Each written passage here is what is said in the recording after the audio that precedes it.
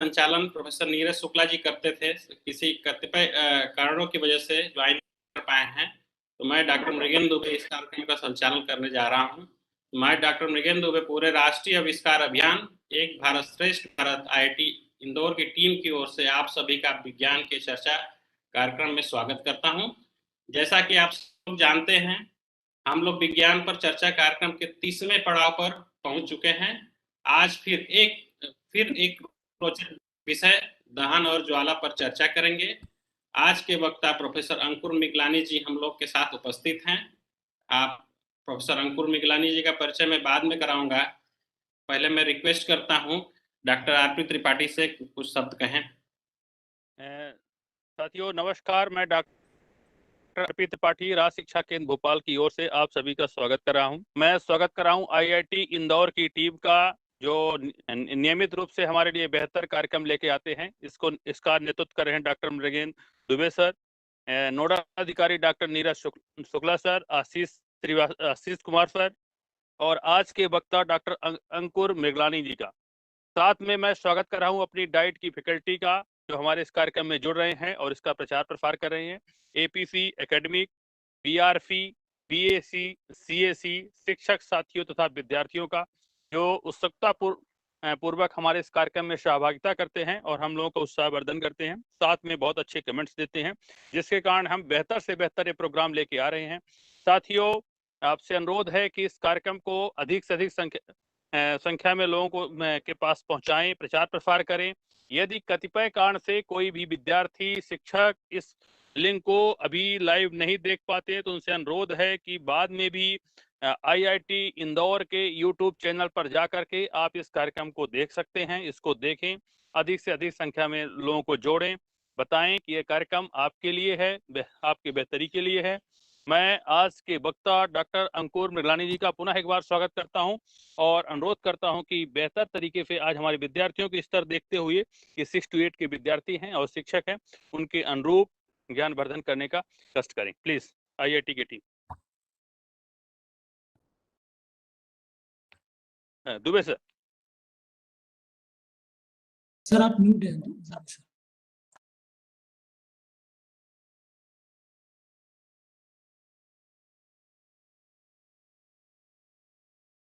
धन्यवाद त्रिपाठी जी।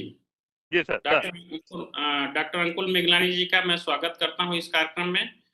तो आइए डॉक्टर अंकुर मिगलानी जी का संक्षिप्त परिचय कराते हैं। जैसा कि आप देख सकते हैं इस स्लाइड में, डॉक्टर अंकुर मिगलानी जी बहुत ही रोचक विषय पर चर्चा करने वाले हैं, दहन और ज्वाला। डॉक्टर अंकुर जी का स्नातक बिट्स पिलानी से कंप्लीट हुआ है। उसके बाद पीएचडी आपने बहुत ही उच्च कोटि के संस्थान भारतीय विज्ञान संस्थान बेंगलुरु से 2015 में किया। फिर उसके बाद पोस्ट डॉक के लिए साउथ कोरिया आप चले गए। उसके बाद आपको SCRB इंडिया और यूएस का ज्वाइंट एक कोलैबोरेटिव प्रोग्राम होता है, पोस्ट डॉक्टरल फेलोशिप आपको मिला। फिर आपने इस पोस्ट डॉक्टरल फेलोशिप को अवेल करते हुए 2017 से 19 तक पोस्ट डॉक्टरल एक्सपीरियंस लिया पर्ड्यू यूनिवर्सिटी, जो कि अमेरिका में है। उसके बाद 2019 में आप सहायक प्रोफेसर आईआईटी इंदौर ज्वाइन किए। आपने बहुत सारे देशों की यात्रा भी की, जैसे कि United state of America, south Korea इत्यादि। तो मैं यहाँ पे बताना चाहूंगा कि जो आज का परिचर्चा का विषय है और डॉक्टर अंकुर मिगलानी जी का जो शोध कार्य है काफी मिलता जुलता है। तो आपका रिसर्च इंटरेस्ट है कंबस्शन एंड प्रोपल्सन, मीन्स दहन और प्ररोधन, ऊष्मा अंतरण और नरम पदार्थ मीन सॉफ्ट मटेरियल के बारे में भी आप रिसर्च करते हैं। अंकुर मिगलानी जी का और मेरा रिसर्च काफी क्लोज है। हम भी सॉफ्ट मटेरियल पे काम करते हैं, अंकुर मिगलानी जी भी सॉफ्ट मटेरियल पे काम करते, शोध कार्य करते हैं।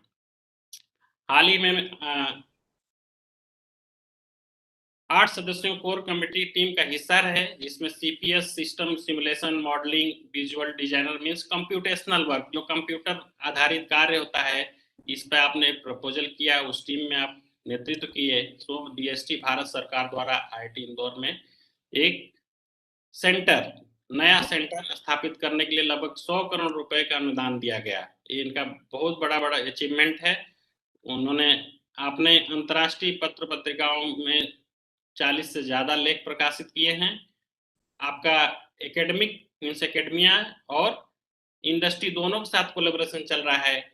एकेडमिक कोलेबोरेशन में पार्ड्यू यूनिवर्सिटी जो कि अमेरिका में है, सेंट्रल फ्लोरिडा यूनिवर्सिटी और Korea advanced institute of science and technology के साथ है। जबकि आपका इंडस्ट्री में अगर देखा जाए तो AC chemicals engineering private limited, India RS किसान फूड्स प्राइवेट लिमिटेड और चोइथराम हॉस्पिटल जो कि इंदौर में है के साथ आपका रिसर्च शोध कार्य कोलैबोरेशन है।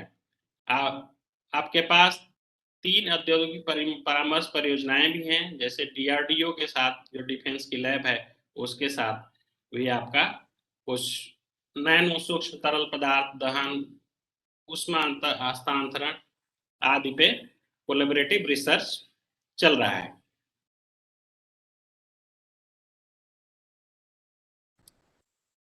हाँ, आपको बहुत सारा अवार्ड मिला है। मैं पूरी लिस्ट ना बता के संक्षिप्त में बताना चाहूंगा कि 2011 में आपको इंजीनियरिंग में सर्वश्रेष्ठ शिक्षक पुरस्कार आईआईटी इंदौर द्वारा दिया गया। 2019 में सीटीआरसी सर्वश्रेष्ठ पोस्टर पुरस्कार जो कि यूएसए से आपको मिला। बीके सुब्बाराव स्वर्ण पदक एमई विभाग में सर्वश्रेष्ठ थीसिस जो कि आईएससी बेंगलोर से आपको मिला है। आपका रिसर्च का कार्य बहुत ही रोचक है। आप आए दिन जो है प्रिंट मीडिया में भी हाईलाइटेड रहते हैं, जैसा कि यहाँ दिखाया गया है। और अधिक जानकारी के लिए आप गूगल स्कॉलर लिंक पे आप जान सकते हैं कि इस तरह का शोध पत्र प्रस्तुत पब्लिश किए हैं। लिंक्डइन पे भी जा सकते हैं, आईआईटी इंदौर का भी वेबसाइट है, वहाँ ज़्यादा जानकारी आप जा सकते हैं। या आप व्यक्तिगत रूप से अगर संपर्क करना चाहते हैं तो आप ईमेल आईडी दिया गया है, इस ईमेल आईडी पे आप लिख सकते हैं। कुछ भी आपके सवाल हो, कोई भी क्वेश्चन आपके दिमाग में हो आज के लेक्चर संबंधित, आप बेझिझक इनको जो है डॉक्टर मिगलानी को कांटेक्ट कर सकते हैं। फेसबुक पेज भी है या फिर कॉल भी कर सकते हैं अति आवश्यक है तो इसी के साथ मैं संक्षिप्त परिचय के साथ डॉक्टर अंकुर मिगलानी जी का आज के परिचर्चा के लिए आमंत्रित करता हूं। Doctor Miglani ji please. दुबे जी धन्यवाद, बहुत ही विस्तृत परिचय था। और शुक्ला जी और त्रिपाठी जी मुझे सेशन के लिए, सत्र के लिए आमंत्रित करने के लिए। ज़्यादा समय ना लेके मैं जल्दी से अपना एकदम स्क्रीन शेयर करता हूँ और देन हम लोग फिर इस सत्र को आगे बढ़ाते हैं।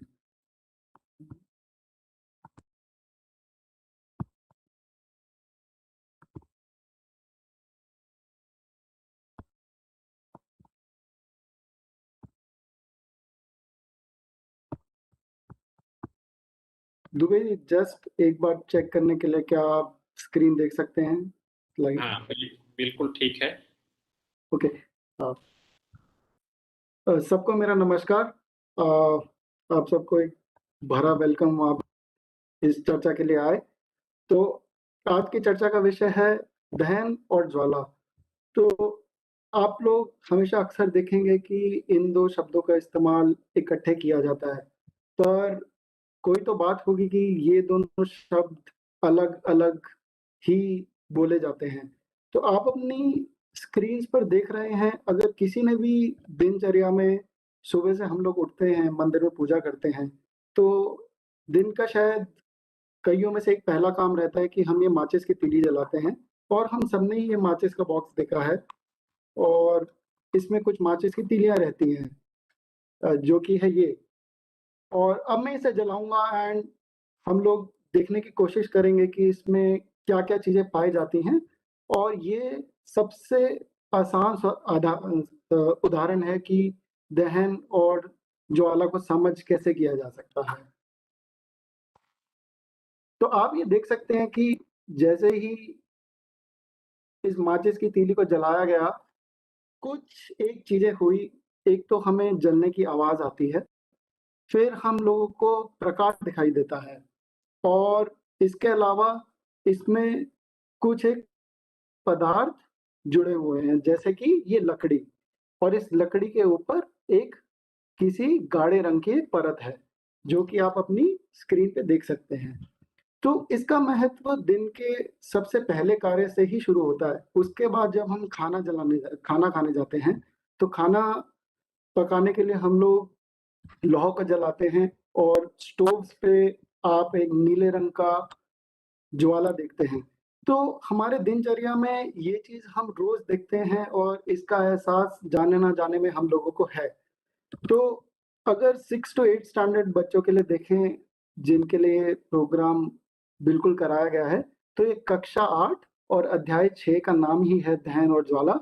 एंड आप ये देख सकते हैं कि ये विषय सूची एनसीईआरटी की किताब से ली गई है और इसमें अध्याय 5 है कोयला और पेट्रोलियम, जो कि 2 रासायनिक पदार्थ हैं जिनका दहन अक्सर ज़िक्र किया जाता है।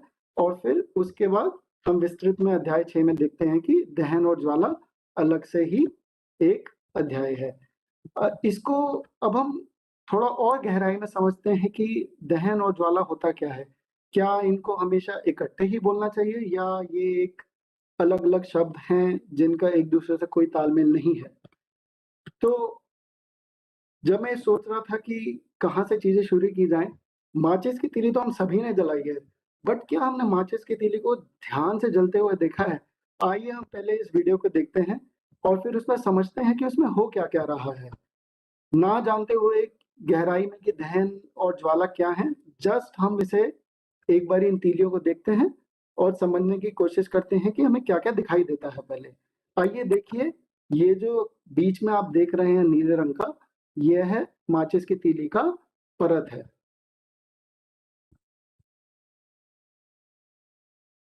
तो हम देख रहे हैं कि परत पे कुछ-कुछ प्रतिक्रिया शुरू हो रही है धीरे-धीरे।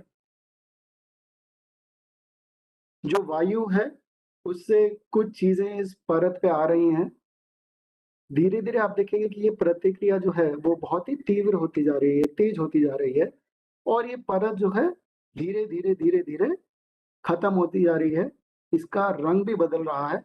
अब हम ये भी देख रहे हैं कि इससे कुछ प्रकाश निकल रहा है और प्रकाश के साथ-साथ अब हम धुआँ भी उत्पन्न होते हुए देख रहे हैं। ऐसे तो ये वीडियो बहुत ही लंबा है, बट हम सभी जानते हैं कि जब माचिस की तीली को जलाया जाता है, तो वो शायद 1 सेकंड में ही जल के खत्म हो जाती है।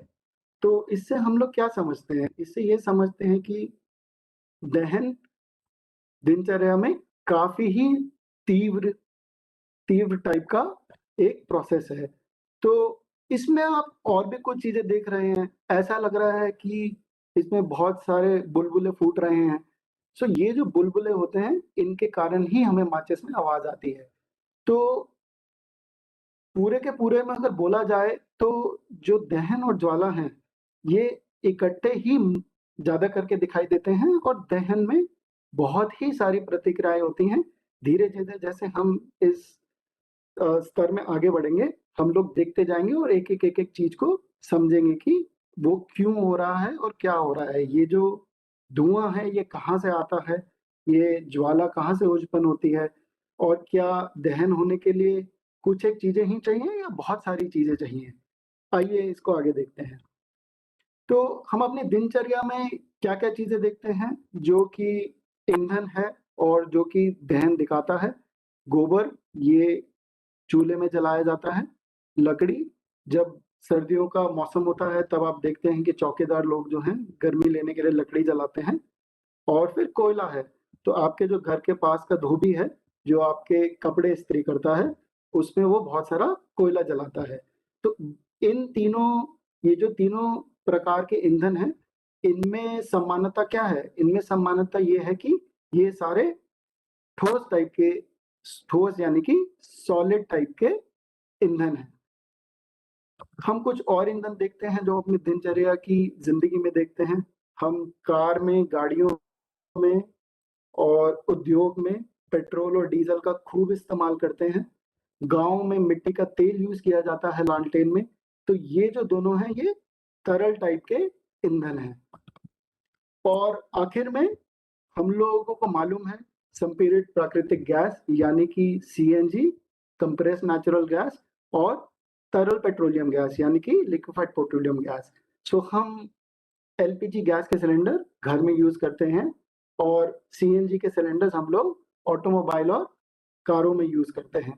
तो हम लोगों ने देखा कि ये तीन, अगर मैं सारे ईंधनों को देखूं तो ये लगभग 3 प्रकार में बांटे जा सकते हैं। हमारे पास सबसे पहले बाइने खाते हैं ठोस पदार्थ, और फिर हमारे पास हैं तरल पदार्थ, और फिर हमारे पास हैं गैसियस पदार्थ। एक और चीज जो देखने लायक है यहाँ पे कि हम देखते हैं कि जब कोयला जलता है तब ज्वाला नहीं दिखाई देती, बट जब मिट्टी का तेल जल रहा है तो हमें ज्वाला दिखाई दे रही है। जब लकड़ी जलती है तो हमें ज्वाला दिखाई देती है। या जो एलपीजी के सिलेंडर से हम घर में स्टोव पे खाना बनाते हैं, उसमें हमें एक नीले रंग की बिल्कुल ज्वाला समक्ष दिखाई देती है। तो जाहिर है कि जो अलग अलग प्रकार के ईंधन होते हैं उनका दहन और उनसे उत्पन्न जो ज्वाला है वो भी अलग अलग तरीके की होती होगी। और हम जैसे जैसे आगे बढ़ेंगे हम इसे समझेंगे कि ज्वाला जो है वो ईंधन के साथ कब उत्पन्न होती है और कब उत्पन्न नहीं होती है। हम कुछ और पदार्थ देखते हैं। तो दहनशील पदार्थ जो हैं यानी कि कंबस्टेबल मटेरियल जो हैं वो हैं कागज। इन चीजों को हमने अक्सर जलते हुए देखा है, हम सभी जानते हैं कि कागज जलता है। और यहाँ पे मैं आपको वीडियो में दिखाना चाहूंगा, ये तो माचिस अपने आप में एक लकड़ी है, तो ये जल रही है, और इसमें मैं अगर कागज डालूंगा तो कागज ने तो कागज आग पकड़ेगा। तो हम ये बात भली भांति जानते हैं। ये लकड़ी है जो हम दांतों के साफ के लिए यूज करते हैं, ये भी अगर मैं जलाऊंगा तो ये जलेगी। और हम लोगों ने सभी ने, जब घर में लाइट चली जाती है तो हम सभी ने कभी ना कहीं कैंडल जलाई है, और हमें मालूम है कि कैंडल भी जो है वो कहीं ना कहीं जलती है। पर ये तो हम सभी जानते हैं ये दहनशील पदार्थ हैं। क्या हम लोगों को कुछ गैर दहनशील पदार्थ भी मालूम है? आइए देखते हैं। तो हम जानते हैं कि ये एक्सपेरिमेंट या प्रयोग हम सभी लोगों ने अपनी छोटी क्लासेस में, छठी क्लास में करके देखा है कि अगर हम बाहर सूरज में एक चश्मा रखें और एक पेपर पे जो उसकी पूरी ताप है उसे कंसंट्रेट करें एक जगह पे, तो पेपर जो है वो आग पकड़ लेता है। बट हमें मालूम है कि इतना ताप होने के बाद भी वो कागज है जो आग पकड़ता है, जो ग्लास होता है वो आग नहीं पकड़ता है। सो मैं फिर से एक बार ये जला रहा हूँ, और ये मेरे पास ग्लास का कंटेनर है। मैं इसे बहुत ही देर तक रख सकता हूँ और भी तेज कर सकता हूँ, और आप देखेंगे कि जो कांच है वो बिल्कुल नहीं जलता। यही रीजन है कि आपके घर में जब माइक्रोवेव से आप लोग खाना गर्म करते हैं तो सब लोग बोलते हैं कि सेरामिक या ग्लास के जो कटोरियां हैं उनका इस्तेमाल कीजिए। ऐसे ही जो लोहा है उसे जलाना कोई आसान नहीं है। सो ये जो चम्मच है ये लोहे का है, हम इसे भी जला के देखते हैं। क्या मैं अगर बहुत देर भी रखूंगा तो क्या ये आग पकड़ेगा? और हमें कहीं ना कहीं एहसास है कि ये चम्मच जलाने पे भी ये बिल्कुल भी आग नहीं पकड़ रहा है। अगर मैं इसे शायद 1 घंटे पे रखूं तो हम लोग देखेंगे कि ये जो चम्मच है ये आग नहीं पकड़ेगा। और यही कारण है कि आप घर में जिन भी वस्तुओं में खाना बनाते हैं, जितनी भी कढ़ाइयाँ हैं, जो भी आपके कुकर्स हैं, वो सारे मेटल के बनते हैं या धातु के बनते हैं। कुछ एक चीजें जो कि हमें और दिनचर्या से मालूम है कि कुछ गैर दहनशील पदार्थ जो हैं वो हैं पत्थर। तो हम लोग जब भी अपनी फैमिली के साथ बाहर जाते हैं पिकनिक पे, आप देखते हैं कि पत्थरों का एक पिट बनाया रहता है जिसमें कि आग जलाई जाती है। उसका कारण ही यही है कि पत्थर भी आग नहीं पकड़ता है। इसके अलावा कुछ चीजें जो हम और दिनचर्या में देखते हैं कि हमारे जितने भी बसेस होते हैं, जो बड़े बड़े ट्रक होते हैं, वह बने रहते हैं फाइबर प्रबलित प्लास्टिक के। इंग्लिश में बोले तो एफआरपी यानी कि fibre reinforce plastic. Okay. And ये जो फायर रीइंफोर्स प्लास्टिक होते हैं ये आग नहीं पकड़ते हैं, क्योंकि ये जो चीज है वो पूरी सेफ्टी से रिलेटेड है, और जो लोग ट्रैवल कर रहे हैं उनकी सुरक्षा से रिलेटेड है। इसीलिए जो भी कारों और ट्रकों की सारी पूरा ढांचा बना जाता है वो एफआरपी यानी कि फाइबर प्रबलित प्लास्टिक से बना जाता है। तो अब तक की जो अब तक की जो स्लाइड्स हैं उसमें हम लोगों ने समझा है कि हम लोगों को कुछ एहसास हो रहा है कि दहन क्या होता है, दहन पदार्थ क्या होते हैं, कुछ गैर दहनशील पदार्थ होते हैं। अब हम लोग थोड़ा और गहराई में जाते हैं और समझने की कोशिश करते हैं कि दहन असली में है क्या। अगर मैं पढ़ रहा हूँ तो मैं टेक्निकली दहन किसे कहूँगा? तो दहन ये है कि ईंधन यानी कि फ्यूल जब वो ऑक्सीजन से एक रासायनिक प्रतिक्रिया करता है तो उस पर्टिकुलर पूरी प्रतिक्रिया को दहन कहा जाता है। और इस दहन के होने के लिए 3 चीज़ों की एकदम आवश्यकता है। ऑक्सीजन जो कि हमें वायु से मिलती है, ईंधन यानी कि फ्यूल, वो लकड़ी हो सकता है, वो गोबर हो सकता है, kerosene, petrol, compressed natural gas, तो कुछ भी हो सकता है।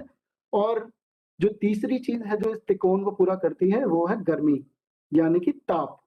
अगर इन तीनों चीज़ों में से कुछ भी नहीं मिल पाया मुझे, तो दहन नहीं होगी और ज्वाला की तो बात ही नहीं उठती।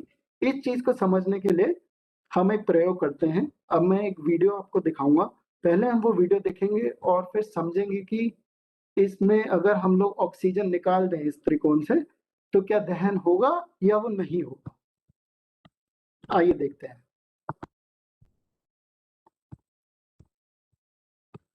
तो हमने एक माचिस की तीली ली, उससे जलाया, हमने इस मोमबत्ती को जलाया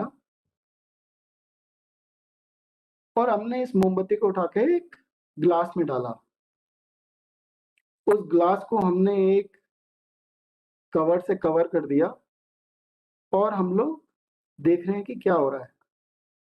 मैं ये दोबारा चलाता हूँ और आप इसे ध्यान से देखिए कि कवर डालने पे मोमबत्ती की जो ज्वाला है उसे क्या हो रहा है।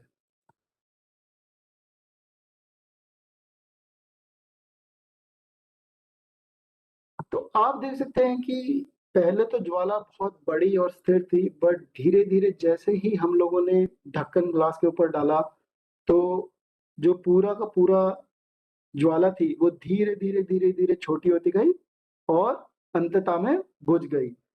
तो इसका कारण ये है कि जो ये त्रिकोण है, इसमें से हम लोगों ने ऑक्सीजन जो है, उसका जो सप्लाई था, वो पूरा बंद कर दिया। तो जो ग्लास है, ग्लास जितना बड़ा है, उसमें उतनी ही वायु थी। ढक्कन लगाने से मैंने ये करा कि उस ग्लास जितनी वायु में जितनी भी ऑक्सीजन है, वो जैसे-जैसे धीरे-धीरे, धीरे-धीरे खत्म होती गई, वैसे-वैसे इस त्रिकोण से ऑक्सीजन बाहर जाती रही और वो बुझ गया।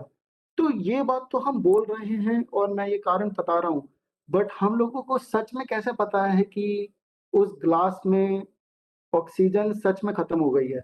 हम इसे ऐसे चेक कर सकते हैं कि अगर मैं अब दोबारा एक और माचिस की तीली लूँ या मोमबत्ती लूँ और इस गिलास का ढक्कन खोल के फटाफट उसे डालूँ, तो अगर उसमें ऑक्सीजन नहीं होगा, तो वो जो ज्वाला है, वो भी बुझ जाएगी। पर अगर मैं ढक्कन उठा के खुला छोड़ दूँ सब कुछ और वायु को उस गिलास से बात करने दूँ या इंटरैक्ट करने दूँ, संपर्क करने दूँ, तो वो जो ज्वाला है, वो जलती चली जाएगी। आइए देखें, ये कैसे होता है।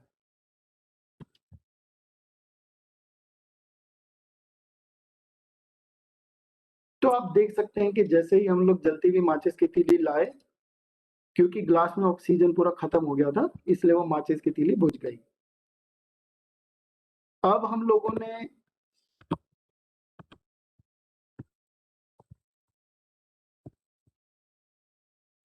ने क्या करा, इस मोमबत्ती को बाहर निकाल लिया और ग्लास को वायु से संपर्क करने दिया। तो पहले जहाँ पे पूरी ऑक्सीजन खत्म हो गई थी, अब हम अलाउ कर रहे हैं कि ऑक्सीजन जो वायु में है, वो वापस से ग्लास के संपर्क में आए। तो अगर अब मैं माचिस डालूँगा, तो वो माचिस जलती रहनी चाहिए। आइए देखिए कि ये होता है।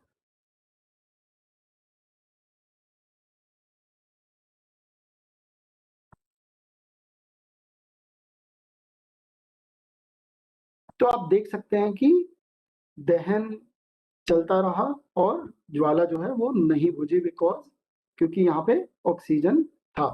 तो हम इस स्लाइड से क्या सीखते हैं कि दहन के होने के लिए तीन चीजों की आवश्यकता है, ऑक्सीजन, ईंधन और गर्मी। अगर इन तीनों में से कोई एक भी नहीं है तो दहन नहीं होगी और ज्वाला का तो होने का सवाल ही नहीं होगा। आइए हम लोग कुछ और प्रयोग जो हम लोगों ने अपनी लैब्स में करे उन्हें देखें। और यहाँ पे अभी तक तो ऑक्सीजन की बात हुई थी, हम यहाँ पे ये भी देखेंगे कि गर्मी कैसे निकाली जा सकती है। पदार्थ जो ईंधन पदार्थ है वो तो हमेशा ही रहेगा। तो ये कैंडल का, ये जो मोमबत्ती का एक्सपेरिमेंट है, इसमें हम लोगों ने एक उल्टा ग्लास डाल दिया, एंड आप देखेंगे कि धीरे धीरे जैसे ऑक्सीजन जो है खत्म होती चली जाएगी, मोमबत्ती की जो ज्वाला है वो बुझ जाएगी। और ये तो हम सभी लोग जानते हैं कि आग लगने पे हमेशा पानी डाला जाता है, बट पर क्या हमें पता है कि ऐसा क्यों होता है? तो पानी डाल के हम लोग ये कर रहे हैं कि जो उस त्रिकोण में गर्मी थी, हम उस पदार्थ को निकाल दे रहे हैं वहां से। आइए और कुछ उदाहरण देखते हैं इन्हीं प्रयोग से। तो खाली ऐसा नहीं है कि इन तीन त्रिकोणों में मैं कोई एक चीज निकाल दूंगा तो दहन कम हो जाएगी। अगर मैं इन तीन चीजों में से कुछ और ज्यादा डालूंगा तो दहन उतना ही तीव्र भी होगा। इसके हम लोग कुछ उदाहरण देखते हैं।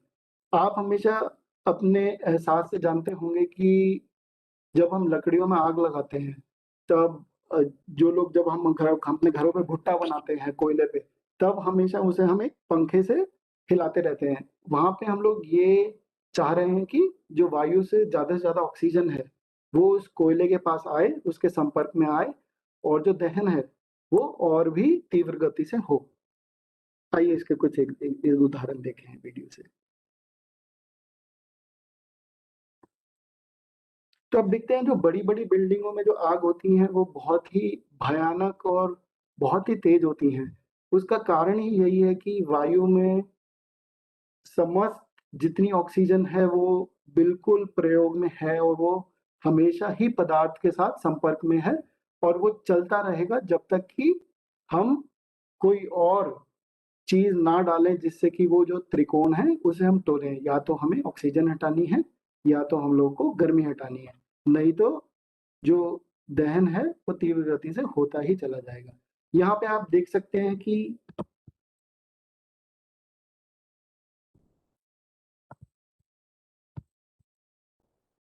यहाँ पे आप देख सकते हैं कि यहाँ पे ऑक्सीजन डालने की कोशिश की जा रही है। इसमें भी हम लोगों ने ढक्कन इसलिए खोल दिया है कि वायु जो है कोयले के संपर्क में आए और दहन जो है वो चलती रहे।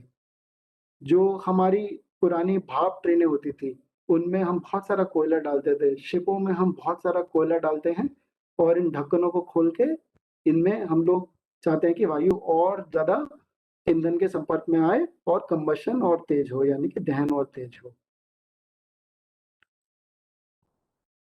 ये जो अब आप आगे देखने वाले हैं इस वीडियो में वो ये है कि ये जो ट्यूब है या जो पाइप है, इससे ऑक्सीजन ग्लास के अंदर डाला जा रहा है, और फिर हम इस ग्लास के अंदर डालेंगे एक स्टील या आयरन की एक बॉल, जो हम घर में जो अपनी सुब्बी यूज करते हैं बर्तन धोने के लिए, हम उसे डालेंगे।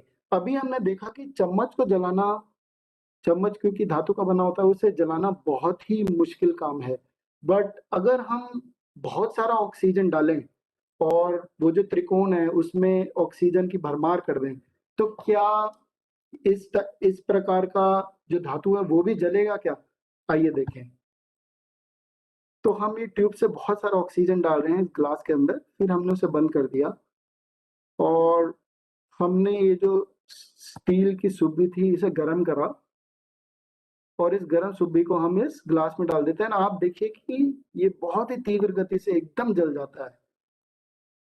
तो अगर उन त्रिकोण में हम एक भी पदार्थ अधिक मात्रा में डालें तो हम लोग ऐसा कर सकते हैं कि कंबशन, जो दहन है वो और भी तेज गति से होगा।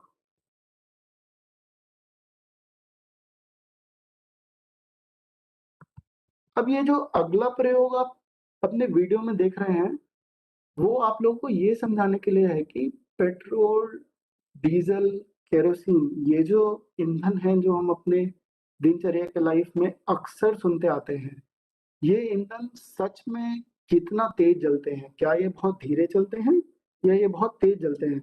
हम लोगों ने अभी कैंडल को देखा था जलते हुए, एंड हम सभी ने अपनी लाइफ में कभी ना कभी उसे देखा है।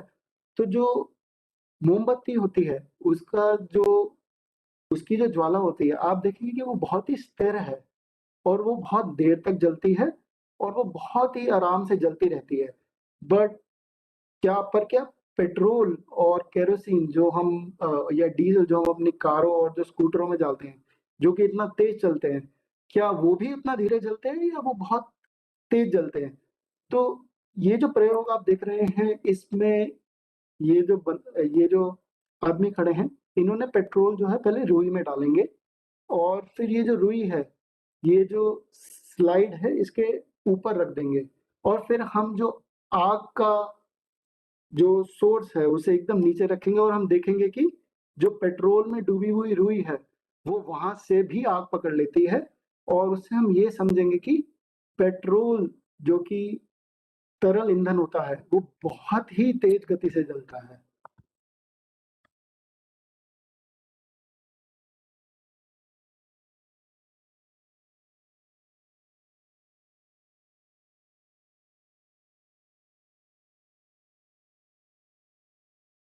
तो आपने देखा कि इतना दूर आग को रखने से भी एक पेट्रोल में सोख की गई जो रुई है वो बहुत ही जल्दी आग पकड़ लेती है। इसका मतलब कि जो अलग-अलग प्रकार के ईंधन होते हैं, उनका जलने की जो गति होती है, वो काफ़ी अलग-अलग हो सकती है।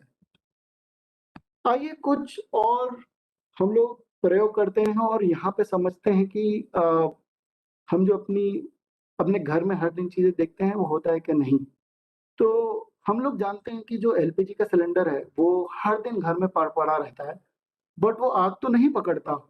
और घर में मेरे केरोसिन की बोतलें भी पड़ी रहती हैं, वो भी आग नहीं पकड़ती।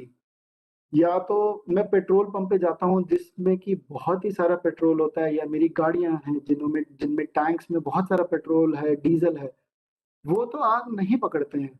इसका मतलब ये है कि हर चीज़ का एक तापमान है, जब तक कि वो तापमान नहीं पहुँचेगा, वो चीज़ आग नहीं पकड़ेगी। हम लोगों ने छोटी क्लासेस में देखा है कि सोडियम को जब हम वाटर के साथ रिएक्ट करते हैं, जब उसकी प्रतिक्रिया होती है, रासायनिक प्रतिक्रिया होती है सोडियम की पानी के साथ, तो वो तुरंत ही आग पकड़ लेता है और वो जो प्रतिक्रिया है वो बहुत ही तीव्र गति से होती है। बट पर अगर हम लोग कंपेयर करें, जो हम लोग अपना एलपीजी का सिलेंडर देख रहे हैं, केरोसिन, ये तो घर में हमेशा ही पड़े रहते हैं, बट पर इनमें तो बिल्कुल भी आग नहीं लगती है। आइए देखते हैं। तो इस प्रयोग में आप देखेंगे कि पहले हम एक कागज का गिलास उठाएंगे और मोमबत्ती के ऊपर रखेंगे और आप देखेंगे कि वो गिलास जल जाएगा।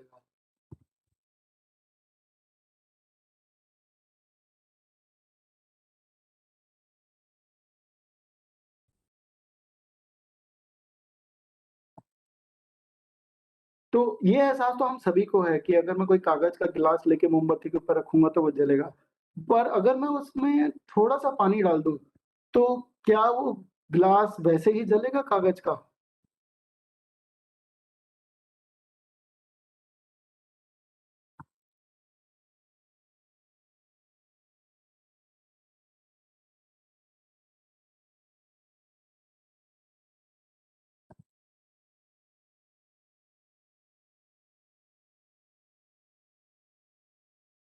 तो इस प्रयोग में हम देख रहे हैं कि जब मैं कागज के गिलास में पानी डालता हूँ, तब वो गिलास नहीं जलता।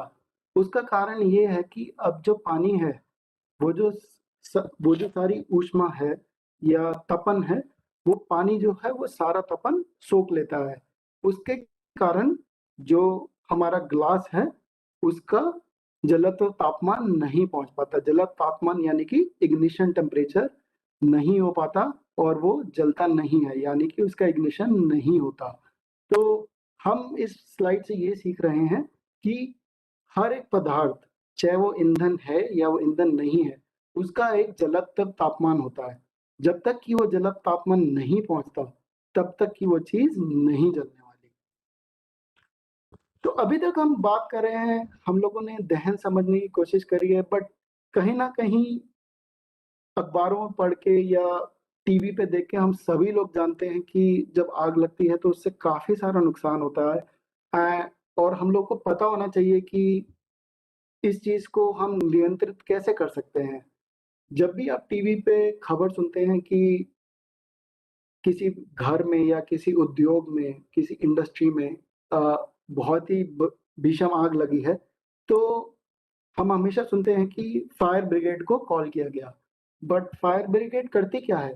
फायर ब्रिगेड आती है, उसके पास एक बहुत बड़ा टैंक होता है जिसमें कि बहुत सारा पानी होता है, और वो लोग बहुत सारी बड़ी बड़ी पाइपें लेके आते हैं जिससे वो एक बहुत ही हाई प्रेशर पे पानी जो है जो जलता हुआ घर है उस पर फेंकते हैं। तो हम उस पानी से क्या कर रहे हैं? हम वापस से इस बात को समझने के लिए दहन त्रिकोण पे आएंगे। पानी दो काम करता है। एक तो पानी जो है वो जो पदार्थ जल रहा है उससे गर्मी निकाल लेता है, तो हम त्रिकोण का एक भाग जो है गर्मी निकाल रहे हैं। दूसरा, क्योंकि वो उससे गर्मी निकाल लेता है तो पानी खुद जो है वो गर्म हो जाता है और वो भाप में बदल जाता है, यानी कि स्टीम में बदल जाता है। और वो जो भाप है वो पदार्थ को पूरा का पूरा कंबल की तरह लपेट लेती है। उससे ये होता है कि जो वायु में ऑक्सीजन है वो पदार्थ के संपर्क में नहीं आ पाती।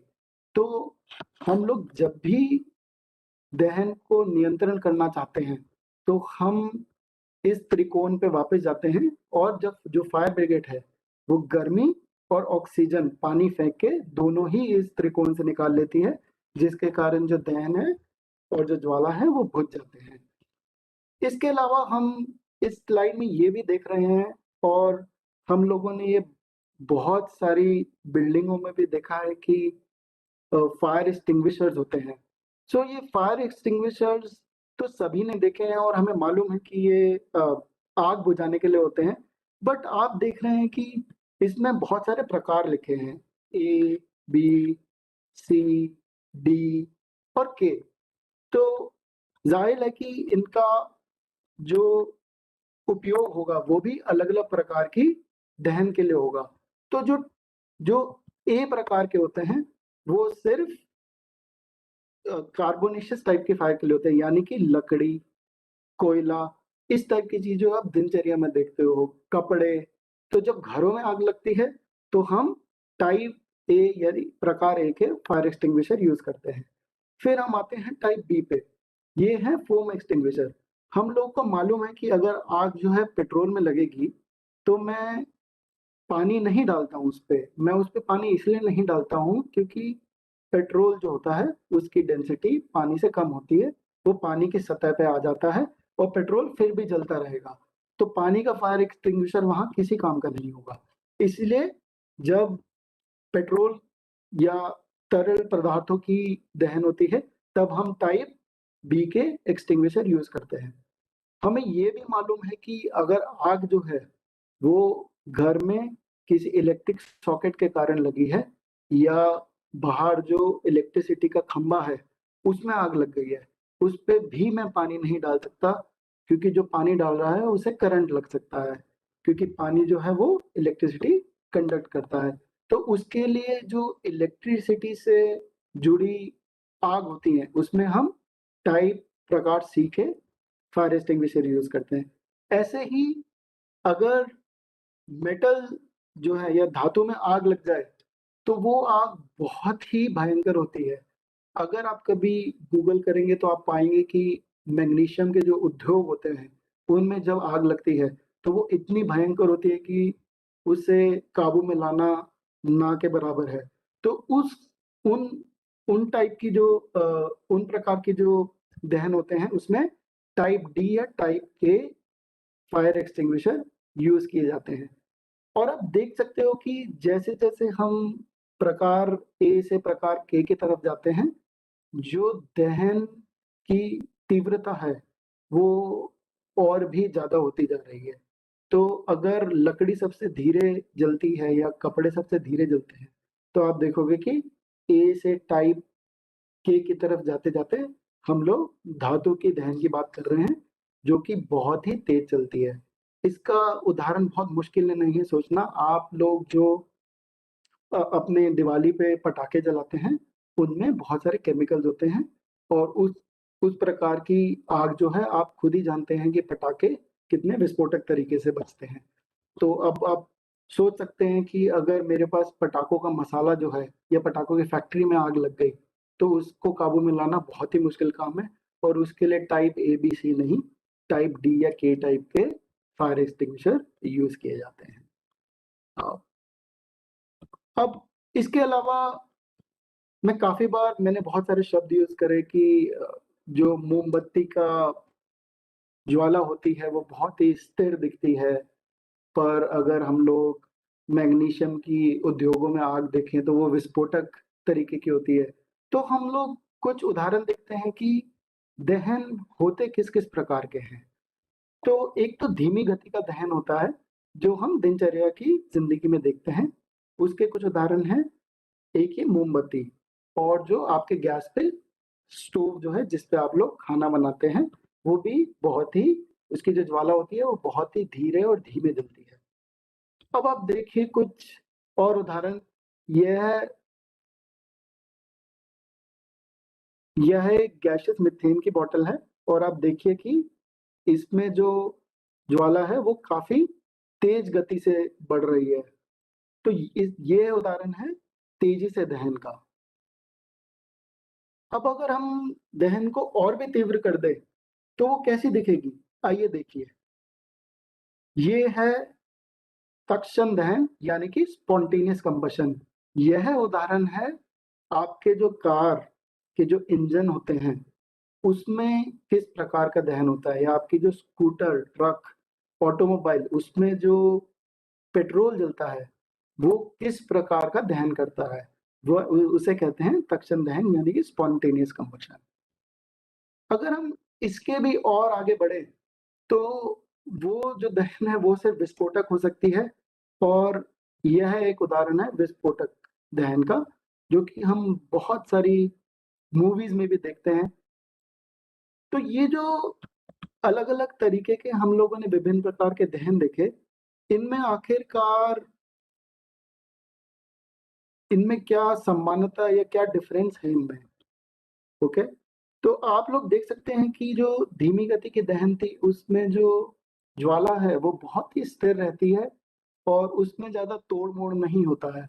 बट जैसे-जैसे दहन की तीव्रता बढ़ती जा रही है, आप देखेंगे कि जो ज्वाला है, वो स्थिर नहीं रहती। वो बहुत ही टूटी-फूटी हो जाती है और बहुत ही टेढ़ी-मेढ़ी हो जाती है। तो जो हम लोग हिरोशिमा नागासाकी का एग्ज़ाम्पल लेते हैं, न्यूक्लियर बॉम्ब गिराया, उसमें जिस प्रकार की दहन हुई थी, उसको हम लोग कहेंगे विस्फोटक दहन। आइए अब हम लोगों ने दहन पे काफ़ी चर्चा की है। अब हम लोग जो इस सत्र का टॉपिक था, दहन और ज्वाला, उसके हम लोग दूसरे भाग में चलते हैं, जिसका नाम है ज्वाला। तो ज्वाला आखिरकार है क्या? इसके उदाहरण के लिए सबसे सरल चीज़ है कि हम लोग देखें कि मोमबत्ती में क्या-क्या होता है और ज्वाला का हम लोग को एहसास तो है, बट हमें सच में शायद नहीं पता है कि ज्वाला क्या होती है। ज्वाला हम लोग अपने स्टोव्स पे देखते हैं, अभी हमने मोमबत्ती में देखा। हम लोग अगर माचिस की तीली जलाते हैं, तो भी हम लोग ज्वाला देखते हैं, बट क्या हम लोग को सच में समझ में आता है कि ज्वाला होता क्या है? उसके लिए पहले समझते हैं कि एक जो मोमबत्ती होती है, वो जलती कैसे है? तो मोमबत्ती में सबसे पहली चीज़ है कि ईंधन क्या है? ईंधन है मोम। ये जो सफ़ेद रंग का आप देख रहे हैं, वैक्स जिसे कि इंग्लिश में कहते हैं और या मोम हिंदी में, यह है ईंधन। तो जैसे ही हम लोग माचिस की तीली से बत्ती को जलाते हैं मोमबत्ती की, तो धीरे-धीरे होता ये है कि जो मोमबत्ती का जो ऊपरी सतह है, वह पिघलने शुरू हो जाती है और आप ये बाहिने वाली इमेज में देख सकते हैं कि जो ऊपरी सतह है मोम का, वो पिघलना शुरू हो गया है। अब आई बात कि यह ज्वाला तक पहुंचता कैसे है और इसकी ज्वाला बनती कैसे है। तो ये जो मोम पिघल गई है, ये जो बीच में बत्ती है, ये एकदम पोरस होती है। सो जो पूरा जो पूरा पिघला है मोम, वो इस बत्ती से अंदर घुस जाती है। तो ये जो प्रतिक्रिया है बहुत समझना बहुत मुश्किल नहीं है। अगर आप किसी पानी को जो कि या किसी पानी में आप किसी कपड़े को डालो और उसे सोक करो, तो आप देखोगे कि पानी जो है वो पूरा कपड़े में घुस जाता है। ऐसे ही ये जो मोम है जो पिघली है, वो पूरी की पूरी बत्ती में घुस जाती है। और फिर बत्ती से ये जैसे जैसे ऊपर जाती है और ये ज्वाला के क्षेत्र में आती है, तो ये वेपराइज हो जाती है। यानी कि पहले ये तरल तरल थी और बाद में ये गैस में बदल गई। अब ये जैसे ही गैस में बदल जाएगी, उसके बाद ये इसका दहन होगा, और जब दहन में ये रोशनी निकालेगी, तब उसे हम लोग कहेंगे ज्वाला।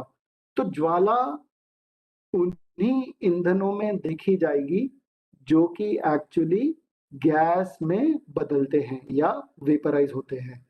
जो हमारे ठोस टाइप के ईंधन होते हैं, जैसे कि कोयला या लकड़ी, बहुत ही सख्त लकड़ी, उन उन प्रकार के ईंधनों में हम लोग ज्वाला नहीं देख पाएंगे। ठीक है। तो जो पेट्रोल है, हमको सभी को पता है कि जब हम पेट्रोल पंप में जाते हैं या पेंट या केरोसिन जो घर में होता है, उसकी हम लोग को सुगंध आ जाती है। उसकी सुगंध इसलिए आ जाती है कि वो जो तरल ईंधन है वो वेपराइज करते हैं, और वो एक बारी जब गैस बन जाते हैं तो वो हमारी नाक में घुसता है। तो उसी ही प्रकार के ईंधन जो हैं वो ज्वाला बनाते हैं। तो हम लोगों को अब कुछ एक स्तर तक समझ में आता है कि दहन और ज्वाला क्या है। पर जब मैं इन ईंधनों की बात करता हूँ या इनके प्रयोग की बात करता हूँ कि मुझे एक ईंधन जो है, एक प्रकार का ईंधन जो है वो अपनी कार में डालना है, या अगर मुझे पानी को उबालना है तो मैं गोबर का उपयोग करूं, या मैं केरोसिन का उपयोग करूं, या मैं एलपीजी सिलेंडर का उपयोग करूं। इस प्रश्न का उत्तर देने के लिए हम लोग को समझना होगा कि ईंधन की परिभाषा क्या है और ईंधन को उपयोग में लाने के लिए क्या-क्या चाहिए रहता है। तो एक अच्छा ईंधन वो है जो सबसे पहले तो आसानी से उपलब्ध है। तो मैं अपने घर से अगर किसी किराने की दुकान में जा रहा हूँ और मिट्टी का तेल खरीद सकता हूँ, तो हाँ, मिट्टी का तेल आसानी से उपलब्ध है। अगर मुझे कार में पेट्रोल डालना है और मैं पेट्रोल पंप पे जाता हूँ, तो हाँ, वो आसानी से उपलब्ध है। दूसरा, क्या वो ईंधन सस्ता है? हम सभी को मालूम है कि पेट्रोल के जो दाम हैं वो 122, 125 रुपए किलो 125 रुपए लीटर हो गए हैं, जो कि काफ़ी महँगा है। तो पेट्रोल सस्ता ईंधन तो नहीं है। फिर और एक और चीज़ है कि क्या वो ईंधन जो है वो अधिक मात्रा में ऊष्मा यानी कि हीट एनर्जी उत्पन्न करता है कि नहीं? तो अगर मुझे बहुत ही सारे लोगों का खाना बनाना है, तो शायद मैं एलपीजी का सिलेंडर यूज़ करूँगा, मैं गोबर के उप में नहीं उपयोग में लाऊँगा, क्योंकि उसकी ऊष्मा उत्पन्न करने की जो कैपेसिटी है वो नहीं है। ओके। इसके अलावा ऐसा ईंधन जो सुगमता से जले, यानी कि जो प्रदूषण ना करे, और जो कि अनडिज़ायरेबल यानी कि अवांछित पदार्थ जो हैं, उनकी उत्पन्नता ऐसे ईंधन को जलाने से नहीं हो। तो जब भी हम किसी काम के लिए कोई ईंधन को डिसाइड करना चाहते हैं, तो हम लोग को इन सारे ही चीज़ों का ध्यान रखना होगा, और तभी मैं कह पाऊँगा कि ये एक आइडियल ईंधन है। ठीक है?